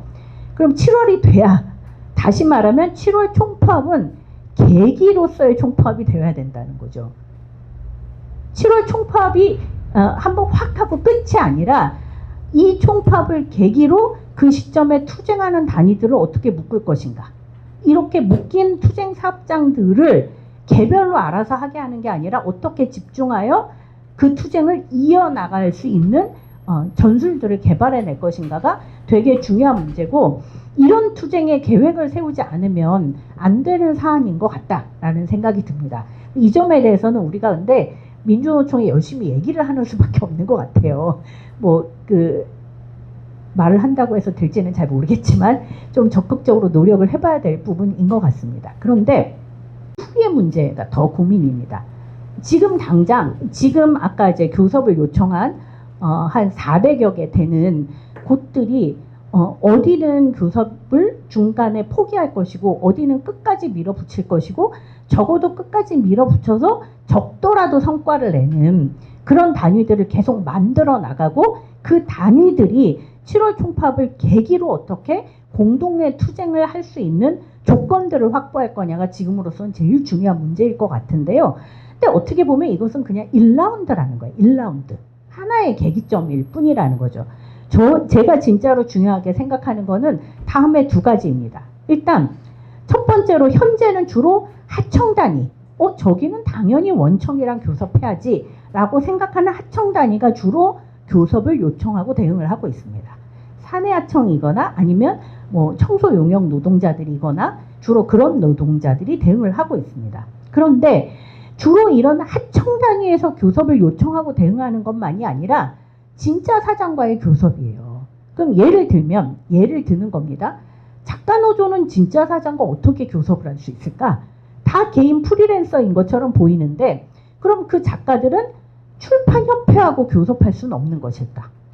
사실 이거는 완전히 다른 방식의 교섭이잖아요. 지금까지 우리가 생각해왔던 것과는 완전히 다른 형태의 교섭입니다. 그런 교섭을 상상하고 준비하는 과정이 굉장히 중요한 문제라는 거죠. 그래야만 애초에 노조법 2조가 하려고 했었던 말 그대로 프리랜서가 확대되고 더 많은 비정규직들이 확대되는 상황에서 우리도 교섭할 수 있어. 그러니까 우리 함께 노조를 만들어 보자 라고 제안하고 선언하고 조직을 하려면 완전히 새로운 영역에서 그런 조직화와 교섭의 가능성을 만들어야 된다는 거죠. 어떻게 보면 이거는 새로운 실험이기도 하다는 거예요. 그래서 저는 진짜 사장과의 교섭 2라운드를 어떻게 준비할 것인가가 되게 중요하고 그것의 첫 번째가 진짜 사장과 즉 원청과의 교섭만이 아니라 플랫폼 프리랜서 노동자들이 그동안 여기랑 우리가 교섭할 수 있어? 라고 상상조차 하지 않았던 그런 단위들을 상대로 작가 노동자들이 출판협회를 상대로 너네가 우리 인세 결정하잖아. 우리 교섭해보자 라고 하는 얘기를 본격적으로 할 수 있어야 된다. 그거를 아직은 준비를 못했죠. 왜냐하면 노조법 2조가 그것까지 할 수 있어? 이런 생각을 안 했거든요. 이제는 좀 해봐야 된다. 이런 생각이 듭니다. 대표적으로 또 이런 상상도 해야 된다고 생각해요. 영화노조와 방송 스태프 노조가 있습니다. 그런데 영화노조는 옛날엔 제작사를 상대로 교섭을 했고요. 방송 스태프 노조는 방송사를 상대로 교섭을 하고 싶었지만 하지는 못했습니다. 그런데 이제는 이거를 다 어디가 먹었어요? 넷플릭스가 다 먹었습니다. 모든 제작은 다 넷플릭스로 갑니다. 넷플릭스를 상대로 영화노조와 방송 스태프 노조는 연맹도 다릅니다. 상급단체도 달라요. 그런데 이렇게 서로 다른 노동자들이 하나의 사업자를 상대로 공동교섭을 할 수는 없는가? 이런 질문을 던져야 되죠. 포스코를 상대로 투쟁하는 곳이 금속노조 하청만 있습니까? 아닙니다. 건설 플랜트 노동자들도 포스코를 상대로 투쟁합니다. 그러면 건설 플랜트와 금속 하청 노동자들은 포스코를 상대로 공동교섭을 할 수 있을 것인가? 어떻게 연대 전선을 만들 수 있을 것인가? 사실 저는 이런 상상 해야 된다고 생각합니다. 이런 가능성을 계속 만들어 나가야 된다는 거예요. 올해는 어렵죠, 당연히. 그런데 올해가 어렵다고 어려운 것이 아니라 일단 이런 준비를 하기 위해서 당사자들이 어떻게 만나고 어떻게 설득하고 어떻게 함께 서로를 견주면서 해볼 수 있을 것인가에 대한 상상을 해 나가야 된다는 거죠. 그 다음에 건설 플랜트 노조는 발주처까지 교섭을 할 수 있을까? 우리는 원청이라고 얘기를 하면 대부분 다 이제 그 하청의 원청, 그래서 건설 노동자들도 지금 원청이라고 얘기를 하면 주로 이제 그 뭐 현대건설 이런 데 상대하잖아요. 발주처를 상대로 교섭할 수는 없는가? 예를 들어 LH다 이러면 LH에 대한 공공운수 노조의 투쟁, 그리고 발주처를 대상으로 하는 건설 노동자의 투쟁을 공동으로 만들 수 있는가 없는가? 이런 질문들도 저는 던져야 된다고 생각해요. 동이오토는 아까 말씀드렸듯이 동이오토 하청 노동자들은 지금 동이오토를 상대로 교섭을 합니다. 이번에 교섭 요구하고 교섭단위 분리 신청도 받아들였고 결과적으로 이제 조만간 교섭을 하게 되겠죠. 그런데 동이오토가 왜 교섭을 꼭 동이오토만 상대로 해야 되는가? 기아를 상대로 하면 안 되는가? 말 그대로 원청의 개념을 더더욱 확산해 나가는 시도를 계속해야 되는 문제죠. 사무금융노조, 예를 들어 사무금융노조는 노조지만 아직 산별교섭 못하고 있잖아요. 그런데 노조지만 산별교섭 못할 때 콜센터 노동자 전체의 문제로 원청 금융기업들을 불러다 놓고 그러면 콜센터 노동자 전체의 노동조건을 가지고 사무금융노조가 원청과 교섭을 할 수 있는 상상을 할 수는 없는 걸까? 이거를 기획할 수는 없는 걸까? 저는 사실 이 노조법 2조는 이렇게까지 기획이 나아가지 않으면 애초에 취지를 살릴 수 없다고 생각해요. 말 그대로 좁은 의미의 용역, 하청, 노동자들의 교섭의 범위를 조금 넓힌 것 이상으로 나아갈 수 없고, 따라서 지금 확산되고 있는 비정규 노동자들의 조직화나 비정규 노동자들을 주체로 세우는 작업은 매우 제한적일 수밖에 없다. 아까 저는 비정규 노조가 지금 대단히 한계에 봉착해 있다고 했을 때 그것을 뚫고 나가는 것은 이 교섭의 범위를 끊임없이 확장시키기 위한 2라운드를 준비하는 것이라고 생각을 합니다. 그런 점에서 1라운드는 아까 말씀드렸듯이 최대한 한두 군데 집중해서 성과를 남기고, 그리고 다른 데들도 어떻게 7월 파업을 계기로 공동투쟁체를 만들어 나갈 수 있는가를 좀 고민하면서 성과를 일정하게 남긴다면 내년부터는 좀 더 많이 고민하고 사전에 준비해서 교섭의 2라운드를 함께 준비해 나가는 과정으로 갔으면 좋겠다, 이런 생각이 듭니다. 중요한 문제는 그런 거예요. 저는 사실 이 노조법 2조가 지금 범위가 계속 산재 문제로 좁혀지고 있는데요. 이 문제가 과연 고용 문제를 다시 제기하는 투쟁으로 나아갈 수 있는가에 대해서 질문입니다. 사실 금속노조는 불법 파견 투쟁 이후에 고용구조에 대한 제기가 수그러들었습니다. 불법 파견으로 대다수가 정규직 전환한 것처럼 보이지만 지금 현장은 온갖 종류의 촉탁직으로 채워지고 있습니다. 사실 또 다른 형태의 비정규직들이 일을 하고 있는 구조라는 거죠. 그런데 이 촉탁직 문제에 대해서 별로 제기하지 않아요. 금속의 비정규 운동은 앞으로 어떻게 나가야 하는가에 대해서 근본적인 질문을 던지지 못하고 있습니다. 이런 질문을 던져야 되는 것 아니겠습니까? 금속 자회사 많이 이제 정규직 전환한다고 하면서 공공도, 금속도 자회사로 많이 전환했습니다. 그러나 그 자회사가 어떤 한계에 봉착해 있는지 우리는 잘 알고 있습니다. 그런데 원청과의 교섭을 계기로 해서 공공부문 고용구조에 대한 논의를 다시 시작해야 되는 거 아니냐. 예를 들면 자회사 노동자의 임금, 노동조건 이런 게 핵심이 아니라 왜 자회사와 같은 잘못된 고용구조를 계속 유지하는가. 왜 자회사와 같은 이런 왜곡된 간접고용 시스템을 왜 용인하는가라는 질문을 끊임없이 던져야 된다는 거죠. 이번에 이제 한정 KPS 노동자들이 김충현 노동자의 죽음 이후에 협의체를 구성했습니다. 그리고 직접 고용에 대해서 합의를 했어요. 근데 그때 이 협의체에서 한정 KPS 노동자들이 요구하고 발언했던 건 한 가지였습니다. 노동안전 문제 해결하고 싶냐? 사람들이 이렇게 계속 죽어가는 문제를 해결해야 되냐? 그러면 자회사 없애라는 거였어요. 이런 비정규직 구조 없애라는 거였어요. 아무리 안전에 관한 조치들을 엄청나게 해도 김용균 노동자 사망 이후에 안전조치들을 엄청나게 했지만 그러나 노동자들은 또 죽는다는 거예요. 왜? 가장 근원적인 문제, 결국 노동자들을 위험하게 만드는 이런 간접고용 문제를 해결하지 못했기 때문이죠. 그래서 한정 KPS 노동자들이 정규직화 요구를 내걸고 싸우는 겁니다. 그런 점에서 지금의 공공부문 자회사도 한계에 봉착해 있습니다. 금속도 불법 파견 이후에 고용구조의 문제에 수그러들어 있습니다. 플랫폼 노조의 경우에는 사용자 책임에 대해서 명확하게 드러내지 못하고 있습니다. 이런 고용구조를 다시 본격적으로 제기하는 투쟁의 계기로 만들어야 된다고 저는 생각합니다. 물론 노조법 2조 투쟁을 일정하게 어느 정도 좀 진전시키면서 교섭구조가 안착되고 그거를 통해서 공동의 과제로 어떻게 이렇게 고용구조를 바꿀 수 있는 문제 제기로 나아갈 것인가로 앞으로 나아가야 되겠지만 이 문제의식을 놓치면 안 될 것이라고 생각을 하고 있습니다. 결국은 또 한편으로는 이것이 무수히 많은 불안정 노동자를 조직하는 계기로 만들 수 있는가가 참 고민입니다. 교섭은 되게 조직화의 중요한 계기죠. 카카오 모빌리티와 대리운전 노조가 교섭하는 것을 보면서 대리운전 노동자들도 조직이 가능하구나. 사실은 지금 굉장히 많은 수가 조직이 돼 있죠. 작가노조가 과연 출판협회와 교섭을 할 수 있을까에 따라서 지금도 눈치를 보고 있는 무수히 많은 작가 노동자들이 노조로 가입할 수 있을까 없을까도 결정이 되겠죠. 그런 점에서 저는 이런 교섭이 노동자들을 조직하는 하나의 계기가 될 수 있을 거라고 생각을 합니다. 그런데 지금 굉장히 많은 노동자들이 아까 제가 말씀드렸잖아요. 비정규 조직률 2.3%.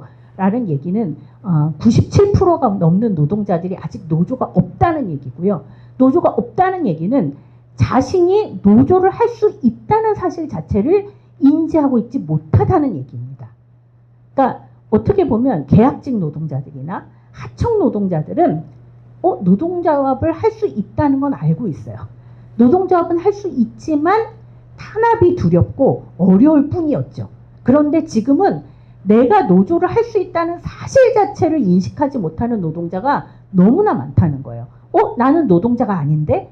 나는 플랫폼에서 일하는데 플랫폼이 어떻게 돼? 사용자야? 즉 노동자라는 인식, 사용자에 대한 인식 자체가 없는 노동자가 많다는 거죠. 그런 점에서 우리가 이런 하나의 교섭을 계기로 모든 노동자는 노조할 수 있다라고 하는 것을 어떻게 확산시킬 것인가, 그리고 그런 가능성을 어떻게 보여줄 것인가가 이후에 새로운 조직화의 하나의 계기가 될 것이라고 생각을 하고요. 그런 점에서 단위사업장이 아니라 산별 혹은 업종 단위로 이런 문제에 대한 구상을 좀 더 적극적으로 해봄을 통해서 노조법 2조가 말 그대로 비정규 노동자들을 새롭게 조직하는 계기가 되었으면 좋겠다, 이런 생각이 듭니다. 진짜 마지막으로 드리고 싶은 말씀은 노조법 2조는 어떻게 보면 하나의 계기일 뿐이다. 그리고 그 계기도 매우 불완전한 계기일 뿐이다. 앞서 말씀드렸던 것처럼 현장 투쟁을 많이 조직하지 못한 상태로 갑자기 주어진 하나의 계기고 그것도 매우 한계가 있다.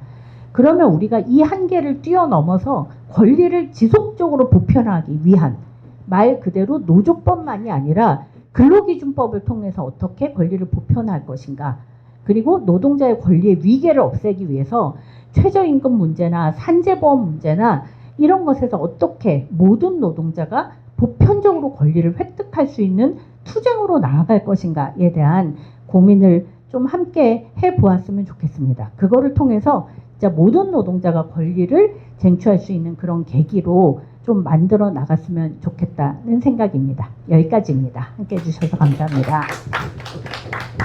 제가 제 소개를 안 했구나.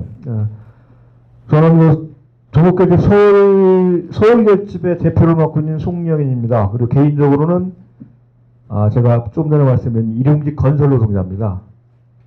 이게 일용직 노동자, 비정규직 노동자가 아마 가장 처음부터 했던 그 건설 노동자일 거예요. 지금은 많이 좋아졌는데, 전태일 평전에 보면 이소선 어머님이 전태일 열사가 청계천에서 고민을 하시면서 건설 현장을 간 적이 있었어요. 근데 그 이소선 어머니께서 네가 왜 그걸 하느냐, 그냥 노가다를 하느냐. 그래서 이소선 어머니 굉장히 좀 슬퍼하셨던 그런 기억이 남습니다. 그래서 저희 건설 노동자들이 굉장히 열악한 상태에 있었는데 지금은 건설 노조가 조금 활성화가 되면서 좋아졌다가 윤석열 아저씨가 이상한 짓을 하는 바람에 많이 또 어려워졌다가 요새 조금 회복되고 있는 추세입니다. 주위에서 이렇게 건설 노동자들 보시면은 윤석열이 막 건폭이라 그랬죠. 그런데 그렇지 않으니까 좀 응원 좀 해주시고요. 오해 안 하셨으면 좋겠습니다. 질문하실 것들이 있으신가요? 네.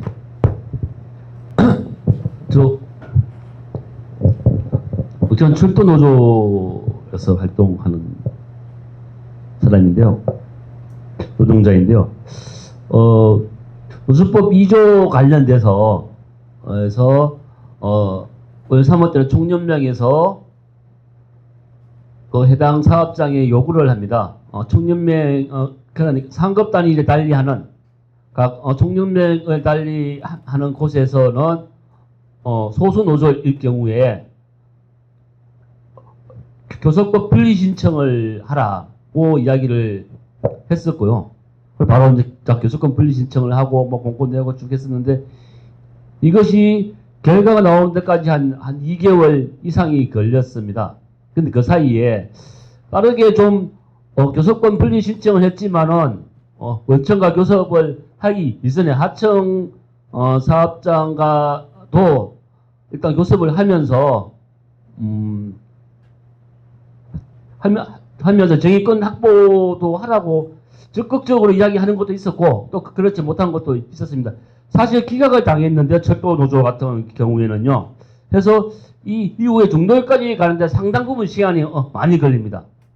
이 사이에 좀 이것을 올해가 처음이라서 그런지는 모르겠는데 좀 더 적극적으로 설사 이것이 기각을 당한다 예상을 하고 하면서 현장을 어떻게 조직할 것인가에 대해서 이야기를 했어야 됐었는데 막연하게 원래 노조법 2조가 나오면서 충분하게 우리도 원청하고 교섭을 할 수 있어 라고 하는 희망에 부풀다 보니 많은 시간을 허비를 했는 케이스가 저는 많다고 생각됩니다. 이곳에 있는 한동대 미아분에는 몇 년째 꾸준하게 투쟁을 해왔습니다. 쉬지 않고 해왔기 때문에 그 힘을 밀어가지고 물론 다수 노조이기는 하지만 힘을 밀어가지고 막 지금 교섭을 하고 있는 것이지 나머지 여러 사업장은 아직까지도 저 교섭 근처에도 못 가고 있다고 저는 파악을 하고 있는 사람입니다. 여기서 우리가 어떻게 하면 다시 말씀하신 것처럼 현장의 힘으로 어떻게 할 수 있을까라는 고민을 하는데 혹여 조론의 말씀이 있으면 해주시면 좋겠습니다.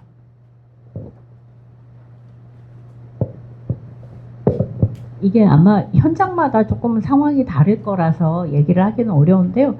저는 사실 쟁의권 확보하는 거는 무조건 중요하다고 생각을 하거든요.